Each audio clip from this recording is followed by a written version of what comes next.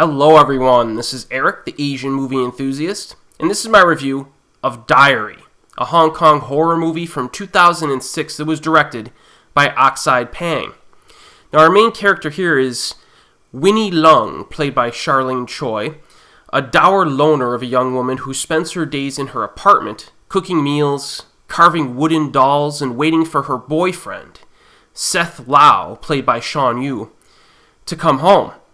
One day she records in her diary, "Today Seth left without a sound." And sometime later, she sees another man, also played by Shawn Yue, who looks very much like her absent boyfriend, and they strike up a romantic relationship. So this movie, as you can tell, there's some stuff going on here. Our protagonist is a very needy person, at least in terms of her romantic relationships.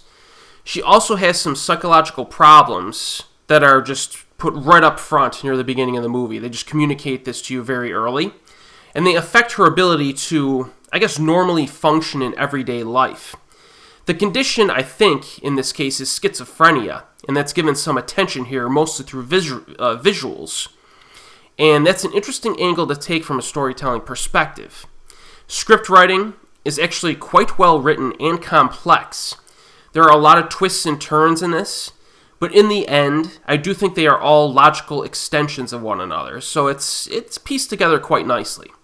The story is similar in some ways to a mystery that slowly reveals itself until the very last frame. And I do think Diary does have some psychological depth to it and some thought-provoking content.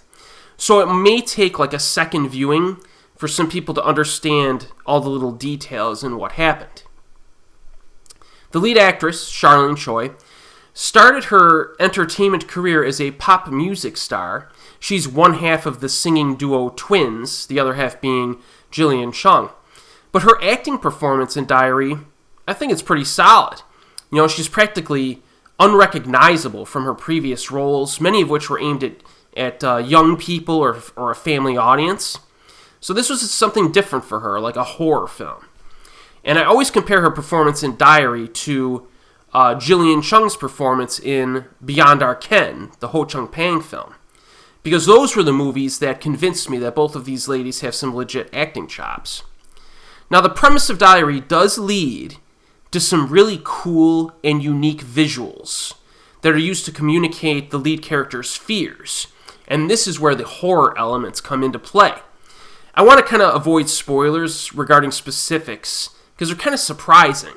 But what I will say is that there are some very interesting special effects that are used within an apartment setting. She's in her apartment, and most of the film does take place in her apartment, actually. But that does not stop these filmmakers from infusing some interesting stuff into it visually. There are some images in this movie that I don't think I've ever seen in another horror film. And I can think of a few right off the top of my head. And that gets major brownie points for me. Now, a lot of people that watch this channel, you've seen a lot of horror films, international horror films, Asian horror films. So when you watch a movie and you see a few scenes in the movie, you're like, I don't know if I've ever seen that before in a movie. That's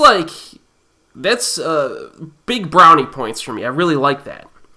Cinematography is good. They use a variety of techniques, creates quite a bit of atmosphere in this. Some scenes are shot in black and white, and others have kind of a muted or restricted color scheme. But it makes sense given what they're going for here. The film looks nice, though. It does. Another thing that makes Diary unique is that in many of the Pang brothers movies, there is a trademark music style that is different from a lot of other horror films out there. Kind of difficult to describe, but anyone who has seen Recycle or Abnormal Beauty as a few examples know what I'm talking about. There's a percussion element that's very strong, almost a defining feature of their music and their films, and I really enjoy that.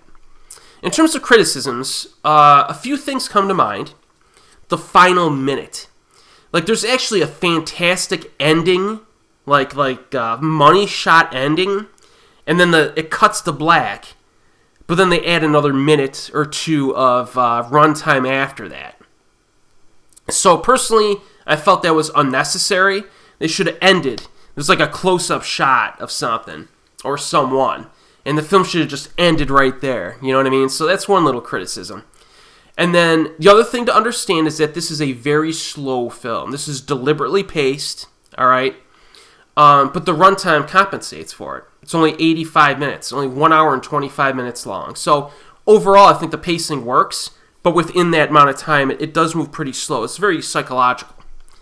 So Diary really is one of the Asian horror films that ranks pretty high on my favorites list, especially for the 2000s. I strongly recommend this if you're in the mood for something a little bit more cerebral and deliberately paced. Currently available on Region 1 DVD with subtitles.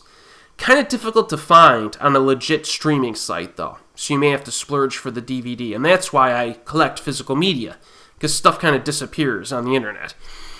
And as always, we'll see you next time.